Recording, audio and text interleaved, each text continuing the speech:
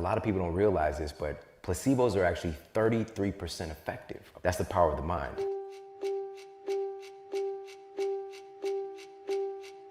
And this is important and I always like to share this whenever I can. My very first physician, he put my MRI up for me to see, and he told me that I had the spine of an 80-year-old man. I had 2 ruptured discs, and my vertebrae were deteriorating. And so when he says this to me, I'm immediately like, okay, so what do we do? Like, let's fix it, And he's like, I'm sorry, son, there's nothing you can do about this.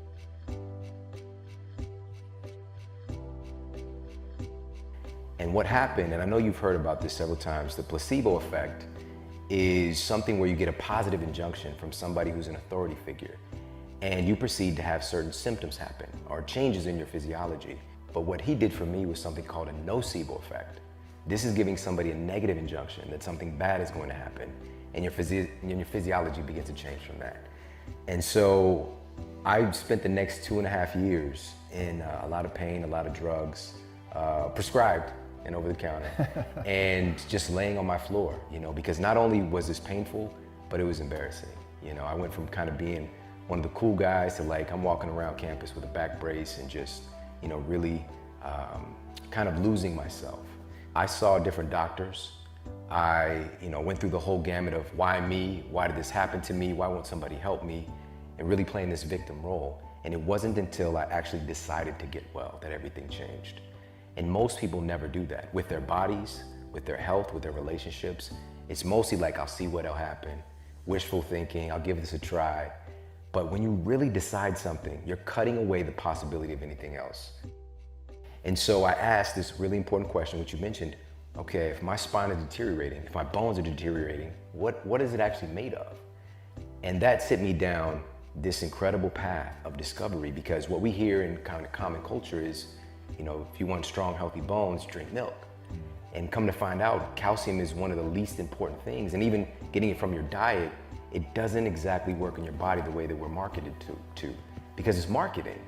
And so I found out that things like silica, magnesium, sulfur-bearing amino acids, all these things are in some cases even more important. So I started to get all those nutrients in my body.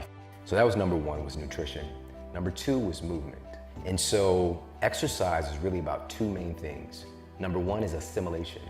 And I came across some research that showed that when you actually are doing walking while taking on specific supplements for your bones, your bone density goes even higher, all right? Because that walking helps your body to assimilate. Number 2 is elimination, elimination of toxins. Because your lymphatic system, which, especially when you're getting healthier, your body is trading out a lot of stuff. And there's a lot of dead cells, there's a lot of metabolic waste products. And so how do you get that stuff out of your system? You have to move, because your lymphatic system doesn't have a pump like your cardiovascular system does. And you actually have 4 times more lymph than you do blood. And so that movement was so important in healing. And here's the problem, is that oftentimes when you have an injury or an issue like this, we're told not to do anything. That's often the worst thing you can do, because things will start to atrophy. If you don't use it, you lose it. And so I just started to, and it's, of course, if anybody's dealing with like an acute problem right now, like take a day or 2 off, but I encourage people to do what you can in an intelligent way. And so for me, I could barely walk properly.